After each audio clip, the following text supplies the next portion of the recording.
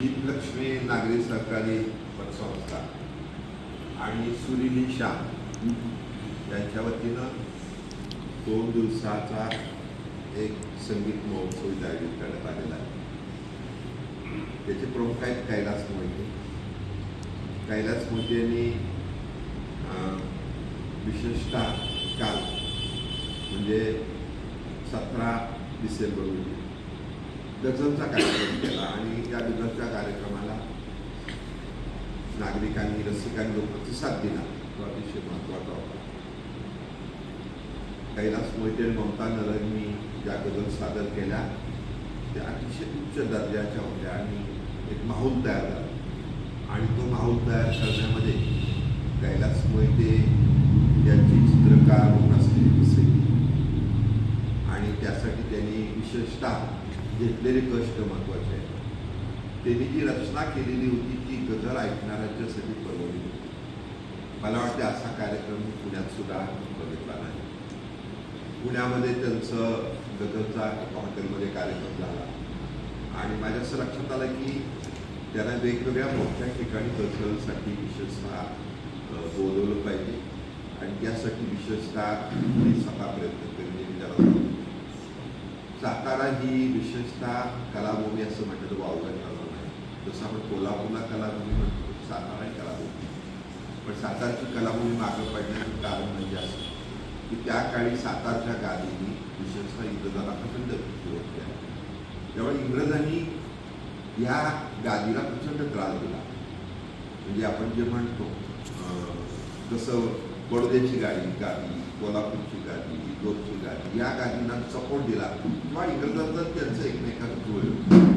सातारच्या गादी मात्र स्वातंत्र्याचा बाणा ठेवल्यामुळं जो काही अन्याय झाला त्याचे सुद्धा परिणाम हे फक्त त्या घराण्यावर झाले नाही तर या राजधानीमध्ये राहणाऱ्या प्रत्येकाच्या कलेवर सुद्धा झाले. त्यामुळं चित्रकला असेल, संगीत असेल, या सगळ्या कलाला जो राजाश्रय असतो तो त्या काळात मिळाला नाही. त्याच्यामुळे नुकसान झालं. पण तरीसुद्धा जी काही मूळता आहे, मूळ आहे त्याचं, त्या मूळतेमध्ये सातारा हे महत्त्वाचं आहे. सातारा स्वातंत्र्य लढ्यामध्ये गाजलेलं सातारा जिल्हा आहे हा, जेव्हा सांगली आणि सातारा जिल्हा होता. त्याच्यामुळे मला असं लक्षात आलं की पुन्हा जे सुवर्णयुग होतं सातारचं, हे सुवर्णयुग पुन्हा येण्यासाठी प्रत्येकाने हारीचा वाटा उचलला पाहिजे. मला असं वाटतं की आम्ही सर्वजण मुकुल खडके असतील, राजकुमार विक्रम असतील, मी असेल, पतसंस्था असेल, आम्ही पुस्तक वेळी असेल, किंवा जी मंडळी आहे ती मंडळी अशा छोट्या छोट्या प्रयत्नातून हे काम करत आहे. आणि आम्हाला आनंदाने सांगितलं पाहिजे की हा हॉल विशेषतः अशा कार्यक्रमांना मोफत दिला जातो आणि वेगवेगळ्या दृष्टिकोनातून एक जाणीव निर्माण होते. आणि मला खात्री आहे की जसं कालच्या गझल मला सुद्धा माहीत नव्हती, ती माहिती ममता दादांनी त्यांच्या सूत्रसंचालनामध्ये दिली. म्हणजे एक गझल त्यांनी सांगितली, ही गझल कशावर आहे तर ही गझल विशेषतः जी मंडळी एकमेकाची पाय खाली ओढतात तीच मंडळी जास्त आहे. 99% म्हणजे असे त्याच्यासाठी गझल. आणि मग ती गझल ऐकणार माझ्या लक्षात आला खरोखर या गझलेचा अर्थ तो सांगतो. तिचा अर्थ असा होतो की गझल ही फक्त माणसाला आनंद देत नाही तर माणसाच्या बुद्धीमध्ये सुद्धा भेद करून त्याला चांगलं वागण्याचं सुचवतो. एखादी गझल काय करू शकते त्याचं मला ती ज्वलंत उदाहरण वाटतं. मला सुद्धा असं लक्षात आलं की समजा माझ्याकडे चुकून काही अजून सुद्धा अशा पद्धतीनं पाय ओढण्याची प्रवृत्ती असेल तर ती माझी मी कमी केली पाहिजे. माझ्याकडे नाही असं मला वाटतं असू शकते सुद्धा सुद्धा, परंतु हे महत्त्वाचं आहे. आणि हे केल्याशिवाय आपण सातारच्या मोठे होणार नाही. आजचा हा जो कार्यक्रम आहे त्याला ममता नरंनी आजारी असल्यामुळे येऊ शकल्या नाही, परंतु या कार्यक्रमाचं मूळ आहे बालसुब्रमण्यम. हे भारतीय संगीतातलं इतिहासातलं मोठं नाव, त्यांच्या गाण्यावरचा हा कार्यक्रम आहे. आणि आज बहुतेक एकट्या कैलास मोहितेंना ते पेरावं लागणार आहे. त्यामुळे त्यांच्या ते चहा कॉफी सगळं आणून आम्ही ठेवू, त्याची खात्री त्याने बाळगावी, परंतु ते पेरतील. आणि मला असं वाटतं की असं पेरणं जे असतं ना ते सुद्धा तुम्हाला उपयोगी पडत असतं. मी बघितलं की मला काय इतका दिवसभर व्यवस्थित असतो, पण माझ्या लक्षात आलं की माझी ताकद वाढली. सकाळपासून 10 कार्यक्रम 12 कार्यक्रम, शाळेत मुलांना भेटणं, ते मुलांनी काही प्रगती केली तर त्याला मदत करणं. ज्या करताना नागेवाडी शाळेला गरीब मुलगा एअरफोर्समध्ये निवडलं पण एअरफोर्समध्ये निवड सर झाली त्याचं वैशिष्ट्य असं त्याला कुठला क्लास नाही काय नाही म्हणजे तू केलंच खूप ना तो पण युट्यूबवरच सगळं केलं म्हणजे समजून घ्या आपण एका बाजूने म्हणतो एआयचं नुकसान होणार आहे पण एआयचा फायदा ग्रामीण भागात होणार आहे ज्या ग्रामीण भागामध्ये म्हणजे 5-5 लाख रुपये फी द्यावी लागते ती फी द्यायचं वाचून एखादा मुलगा एका वेळेला एअरफोर्समध्ये सिलेक्ट होतो एका वेळेला मिलिटरीसाठी सिलेक्ट होतो 12वी झालेला मुलगा मग त्याला मी लगेच आमचे त्याचं नाव आपल्या लक्षात येईना ग्रुप कॅप्टन आहे त्याची मुलाखत घेतली त्यांना मी फोन जोडून दिला ते 15 मिनिट त्याला सांगत आणि त्याला इतका आनंद वाटला पण मला आनंद विशेष काय वाटला तो सिलेक्ट झाल्यावर मला मी त्याचा फोन नंबर मागून घेतला आणि मी त्याला फोन केला तो म्हटला त्याला मी आवाज ओळखलास का तो म्हटला सर तुमचा आवाज कसा चिटणीस सर म्हणजे मी सर आहे का नाही मी संस्था चालवतो पण मी जाऊन जे काही तो बोलतो त्यामुळे त्यांच्या मनावर छाप उमटली म्हणतो ते काम करायला सांगते काय याचं बालसुब्रमण्यमची आज गाणी त्यांनी म्हटली याचा अर्थ त्या गाण्यातून मिळणारा अर्थ म्हणजे त्यांची गाणी देशभर प्रसिद्ध आहे वेगवेगळ्या भाषेतली त्यांनी गाणी गायलेली आहे विशेषतः कन्नड भाषेतली त्यांची गाणी जास्त आहे कन्नड भाषिक गायक जेव्हा हिंदीमध्ये वेगवेगळी गाणी गातो म्हणजे आपल्याला माहिती आहे फक्त ते आमचं नाव मात्र बालसुब्रमण्यमचं नाव माहीत नाही मी साधारण 40,000पेक्षा जास्त गाणी त्यांची रेकॉर्ड झालेली आहेत आणि 12 तासात 21 गाणी त्यांनी रेकॉर्ड केलेलं असा हे व्यक्तिमत्व आहे ज्याला पद्मश्री मिळालेली होती त्याचबरोबर पद्मभूषण त्यांना देऊन सुद्धा गौरवलेलं आहे तर हे जे सगळं आहे हे मला असं वाटतं की वेगळेपण आहे आणि ह्या वेगळेपणासाठी आपल्याला आजचा कार्यक्रम हा अतिशय चांगल्या पद्धतीतून बघावा लागणार आहे नक्की परंतु मी ह्या प्रसंगी हेही सांगतो की आज या ठिकाणी उपस्थित असलेले राजकुमार निकम ते मोठं व्यक्तिमत्व आहे म्हणजे आज बोलत होतो परवा मुद्दा हा विषय आहे तुमच्यासाठी सगळ्यांसाठी तर मी लेख लिहिला होता सुवाद ऋषी म्हणून जे आहे वाई तालुक्यातले तर ज्यांची मुंज त्यांना धर्मार्थ करावी लागली धर्मार्थ म्हणून होते आणि त्या धर्मार्थ मुंजीच्या वेळेला त्यांना त्या काळात 1300 रुपये हे मिळाले काय म्हणतो कारण त्यांच्याकडे केली होती ती पेटे फार मोठं नाव होतं 3 मुंज करायच्या 3 करत नाही पण 4था पाहिजे होता तर या 12 वर्षाच्या मुलाला कळलं तर ती घरी जाऊन आईनं सांगितलं माझी तिथं करूया आईने वडिलांना सांगितलं आणि वडिलांनी मग मान्य केल्यावर त्याच्यात मुंज झाली तर त्या मुंजीमध्ये प्रकार असतो की वडील कानात काहीतरी सांगतात आपल्या मुलाच्या आणि वर एक शाल पांघरतात पंचा पांघरतात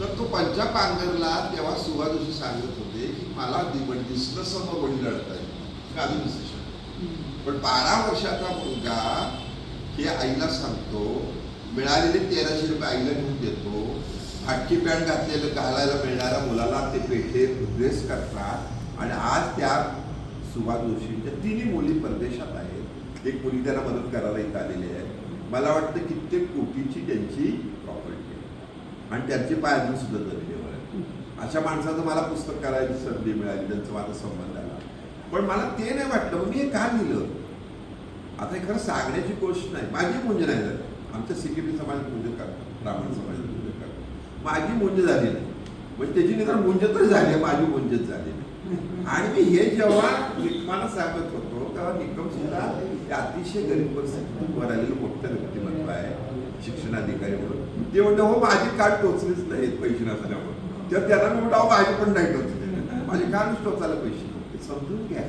याचा अर्थ परिस्थिती शत्रू नसते हे का सांगायचं ते लोकांना एक प्रकारचं चैतन्य आलं पाहिजे म्हणून सांगायचं की काय नाही अरे आपल्या कुठले प्रश्न किरकोळ आहे तसं हे गाण्यामधनं मिळत असतं बालसुब्रमण्यमची गाणी एवढी प्रचंड प्रसिद्ध आहे आणि या गाण्यामधून आपल्याला वेगवेगळं जे काय मिळणार आहे ते महत्त्वाचं आहे आज तिथून फडके आपल्याला आहेत म्हणजे राजकुमार निकम हे गडचिरोलीला होते शेवटला विशेषतः त्यांनी जे काम केले ते प्रचंड आहे प्रचंड मोठं काम केलेलं आहे त्यांचा मुलगा जर्मनीत आहे म्हणजे बघा तुम्ही की त्यांना कान टोचायला घरात पैसे नसलेल्याचा मुलगा जर्मनी आमच्याकडे सुद्धा कान टोचायला पैसे नसलेलं आम्ही वेगवेगळ्या क्षेत्रात गेलो पुण्यात जाऊन म्हणजे पुण्यात जाऊन निवडून यायचं विचार बांधताना म्हणजे काय खरं नाही गोष्ट नाही पुण्यात आता मी असं म्हणजे मला काय म्हणायचं की इथं येणाऱ्या माणसांनी यातनं हे घ्यावं आणि त्यांनी त्याच्या पद्धतीनं प्रगती करावी मुकुंद फडके असंच व्यक्तिमत्व आहे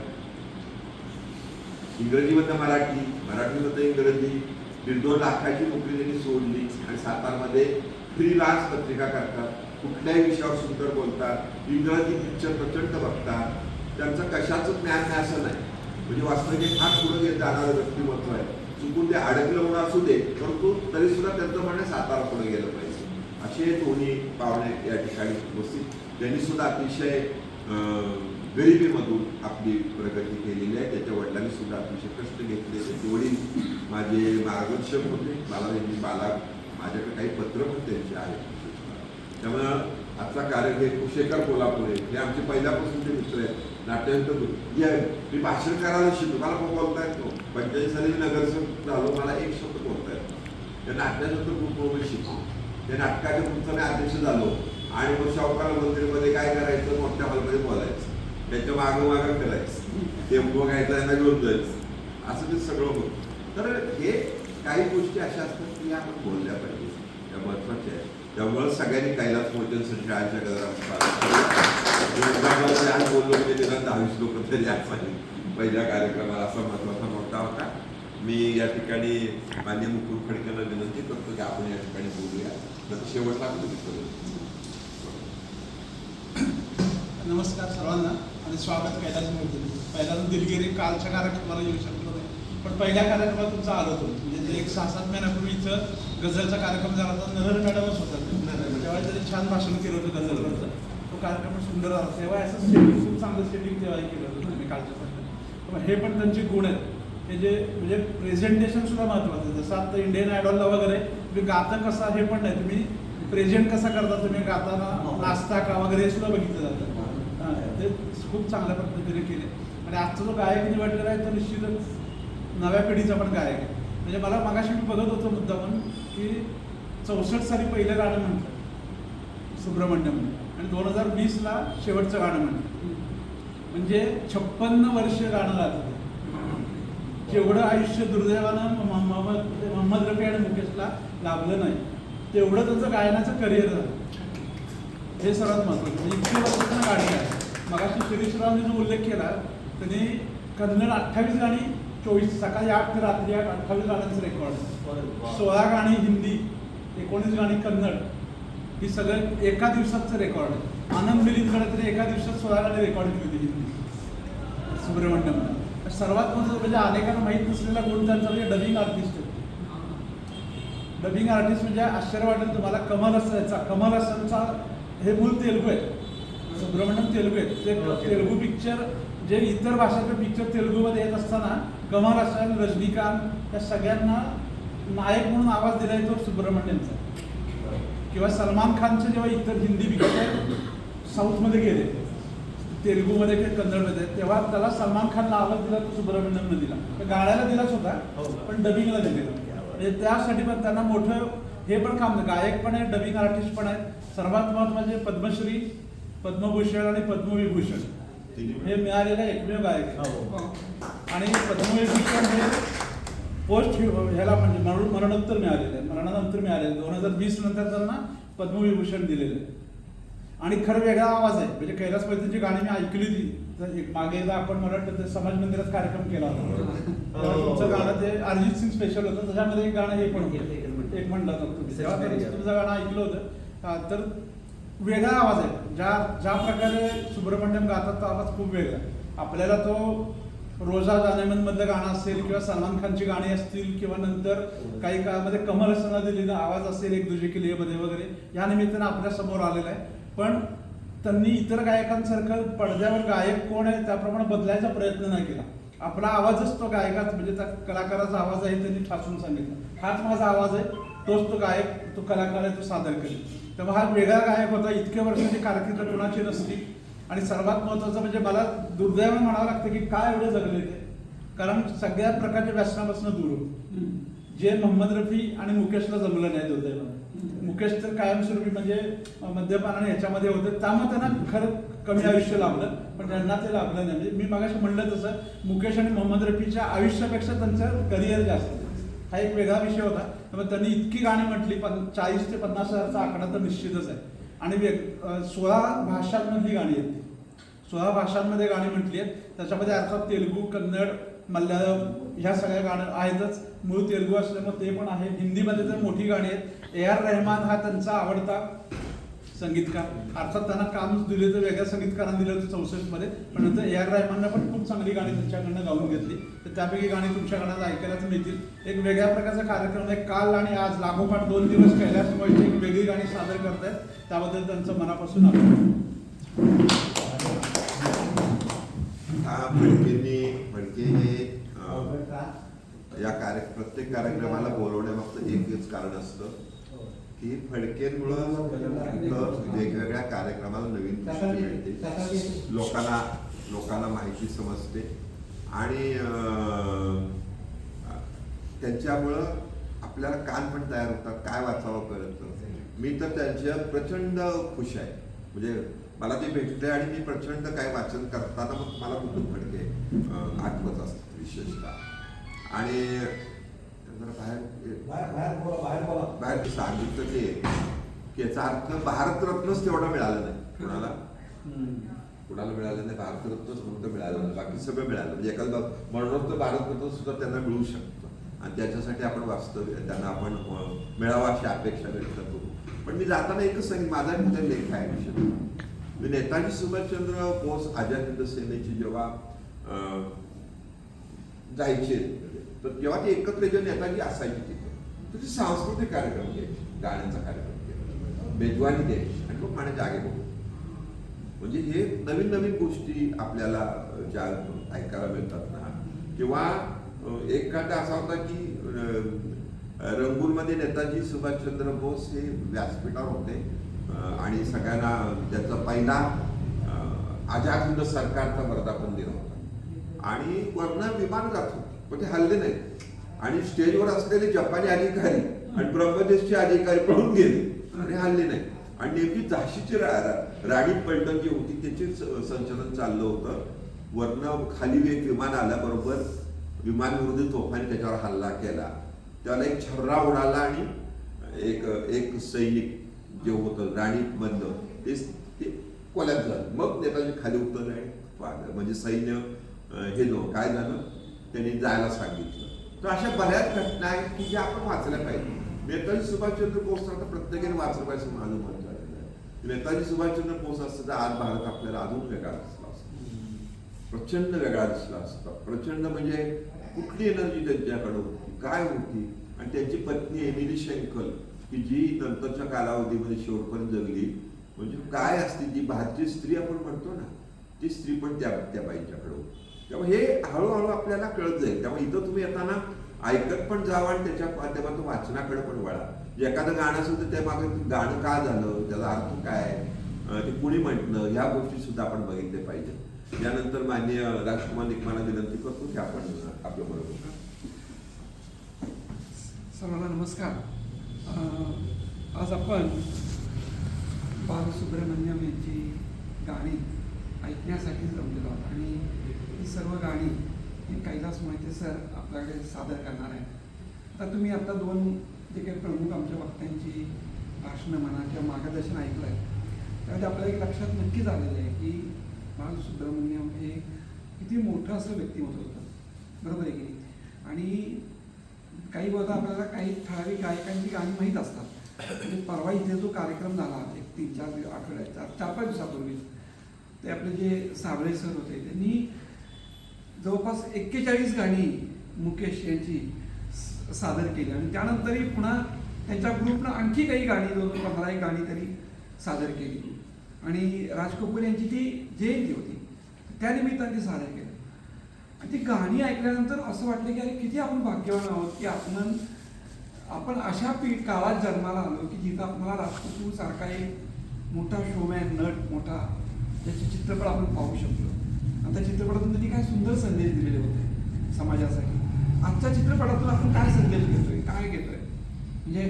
परंतु दुर्दैवाने जे काही हे आहे मीडिया आहे त्याच्याकडे रील्स बनत आहेत, जे काही समोर येत आहे तेच आता तरुण पिढीला काय होतंय भावतंय, खरं वाटतंय ते.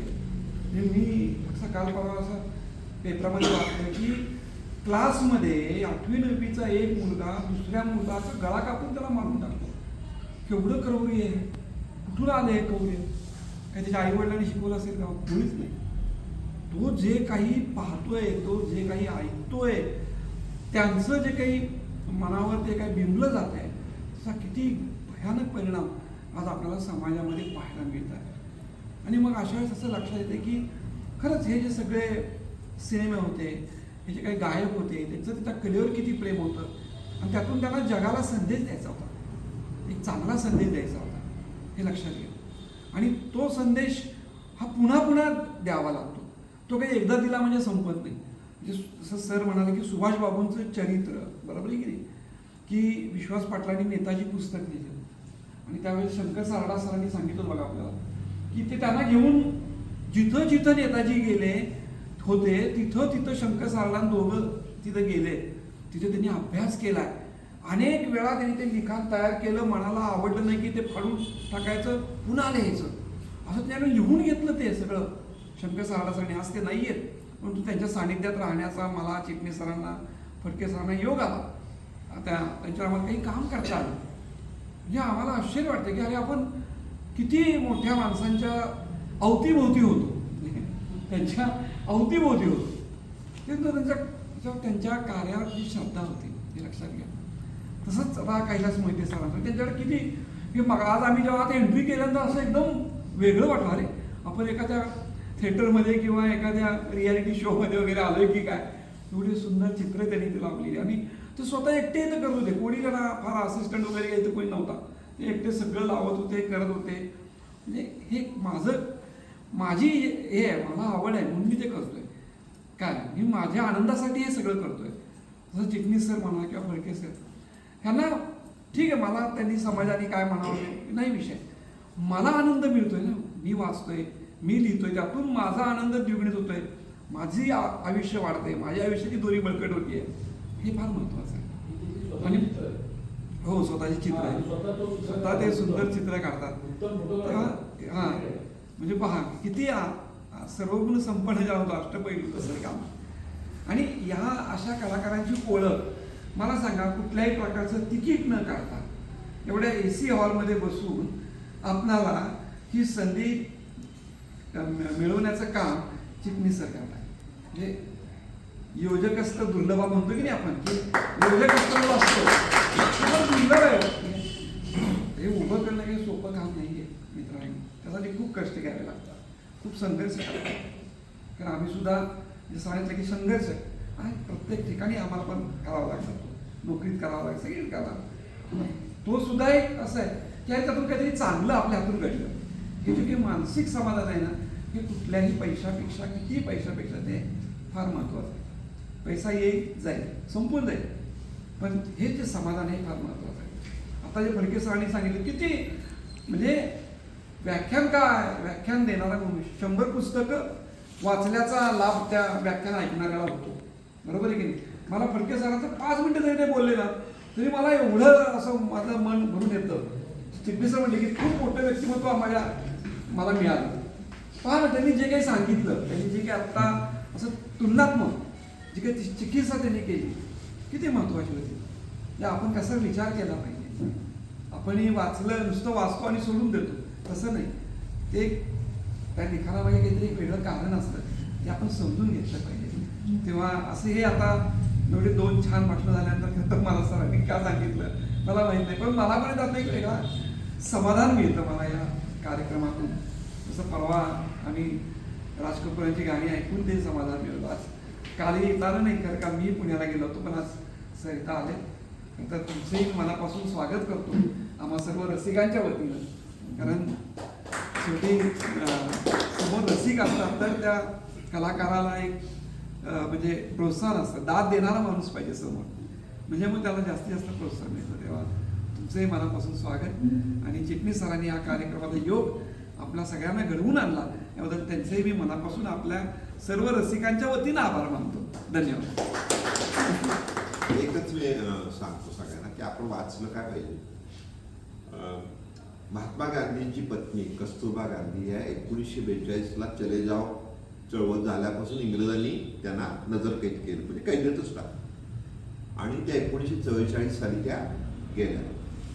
त्या गेल्यावर रंगून आकाशवाणी केंद्रावरून नेताजी सुभाषचंद्र बोस यांनी त्यांच्यावर व्याख्यान दिलं आणि ते व्याख्यान दिल्यानंतर त्यांनी लक्ष्मी सहगल आणि मानवती पांडे म्हणून 2 लेफ्टनंटचे आहे, कर्नल लेफ्टनंटच्या आझाद हिंद सैन्याच्या फौजातल्या प्रमुख. लक्ष्मी सहगल तर सगळ्यांना माहिती आहे. लक्ष्मी स्वामीनाथन नंतर सहगल झाल्या त्या. मानवती पांडे नंतर मानवती पांडे आर्य झाल्या. म्हणजे तिथं तुम्ही ऐकलं आश्चर्यच झालं. या दोघींना भाषण करायला लावलं कस्तुरबा गांधी. तर त्यांचं भाषण चालू झालं, वरनं बॉम्बिंग चालू झालं. भाषण संपेपर्यंत त्या दोघी हल्ल्या नाही. एखाद्या दोघी त्यात गेल्या पण असत्या. तेव्हा आपण हे वाचलं पाहिजे. लोक काही सांगतात तसं आपल्याला माहित नाही. पंडित जवाहरलाल नेहरू यांच्या पत्नी शेवटच्या त्यांना कॅन्सर झाला होता आणि माझ्या इंग्लंडमध्ये होत्या. इंग्लंडमध्ये का इंग्लंडमध्ये तर त्याची शुश्रूषा कोणी केली असेल. म्हणजे जशी नर्स करतील आपण म्हणतो ना परिचारिका, तशी त्यांची सेवा पंडित नेहरू करतो. हे माहिती पाहिजे. कुणी वाईट नाही. आपण दुसऱ्याला वाईट म्हणू काय. जसं मला शाळेमध्ये असंच म्हणायचं मी महात्मा गांधींना नाव ठेवायचं. मग वाच महात्मा गांधी, नेहरू, वल्लभभाई पटेल, यशवंतराव नवीन पिढीमध्ये आले परंतु तरी झाला किंवा नेता ही सगळी एकत्र होती माणसं. म्हणून आपल्याला स्वातंत्र्य मिळालं. त्यामुळे कुणी काय म्हणतं ते असं झालं तसं झालं ते काय नाही. खरं माहिती पाहिजे. म्हणजे महात्मा गांधी तर आश्चर्यचकित झाले. आझाद हिंद सैन्यामधल्या फौजेची नावं जी होती ते गांधी पलटण होतं, नेहरू पलटण होतं, मौलाना आझाद पलटण होतं. असे 3 पलटण होते. स्वतःचं नाव नाही दिलं नेताजी सुभाषचंद्र बोस. हे आपण जेव्हा आत्मसात करू तेव्हा आपण जे म्हणतो की आपण पुढच्या पिढीला काय देणार आहे तर हे दिलं पाहिजे असं मला वाटतं. यानंतर मान्य कैलास मोदी यांना विनंती करतो पण 5 मिनिटं बोला म्हणजे देतो. सर्वात आधी चित्तसांचे खरंच मनापासून आभार, धन्यवाद. फार मोठी गोष्ट केली माझ्यासाठी त्यांनी. हे सगळं त्यांनी सांगितलं. करतोयच तर मी पेंटिंग्स पण लाव. पहिल्यांदा माझी डिस्प्ले झाली पेंटिंग कारण खूप वर्ष नुसते करून ठेवली होती. पण साधारण आपण म्हणतो ना तेवढा रिस्पॉन्स मिळत नाही किंवा म्हणलं ठीक आहे लोकांच्या म्हणणं हां आपण आर्टिस्ट एवढं कळलं ते होतं आणि स्वतःचं एक समाधान आहे. तसंच हे सगळं उपलब्ध करून दिलं 2 दिवसासाठी त्यासाठी पण. आणि त्यांचं आणि घातलं म्हणजे मी त्यानंतर मला सेट लावायला अख्खा दिवस जातो कारण एकटाच असल्यामुळे मी ते सगळं म्हणजे म्हटलं मग सलग 2 दिवस गेले. पण मला तेवढ्यासाठी पण थँक्स म्हणायचं आहे. आज मला परत ते पुढच्या वेळेला परत डबल त्रास झाला असता म्हणून मी आज लगेच सेकंड डेला लगेच SP बालसुब्रमण्यम. आणि खूप दिवसापासून माझी इच्छा होती मला SP गायचं आहे. त्यांची गाणी म्हणत होतो मी पण. आज तुमच्या सगळ्यांच्या समोर मला सादर करायची संधी मिळते सरांच्या माध्यमातून. आणि जांभेकरांनी ज्या काही गोष्टी सांगितल्या त्या मला आज खूप म्हणजे एवढं माहिती पण नव्हत्या. पण त्या निमित्तानं खरंच कळालं की आपण गावतोय पण ठीक आहे पार्श्वभूमी किंवा त्या गायकांनी काय केलं हे सगळं आपल्याला पण असं माहिती असलं पाहिजे. नुसतं म्हणून म्हणतोय याला पण अर्थ नाही. त्याचा पाठीमागे त्याचा एक मेहनत पण त्या गायकाची जी मेहनत आहे ती तुम्हाला सगळ्यांना पण कळली पाहिजे. रफी असेल, मुकेश असेल, कुणी पण त्याच्या पाठीमागे त्यांनी जी काही तपश्चर्या केली आपण ते कॉपी करतोय. आपण वेगळं काहीच करत नाही. पण आपण आहे ते पण नीट करत नाही. म्हणजे असं पण आहे जेव्हा आपण आपली गाणी कधी कधी ऐकतो तेव्हा आपल्याला वाटत नाही तर माझं गेलं आहे. प्रामाणिकपणे मान्यही केलं पाहिजे आपण. पण आपण प्रयत्न तर करू शकतो आणि आपल्याला आनंद मिळतो तर आपण दुसऱ्याला पण द्यावा. या भावनेतनं आजचा कार्यक्रम सादर करतो तुमच्यासमोर. परवानगी असावी लवकर आपण चालू करू.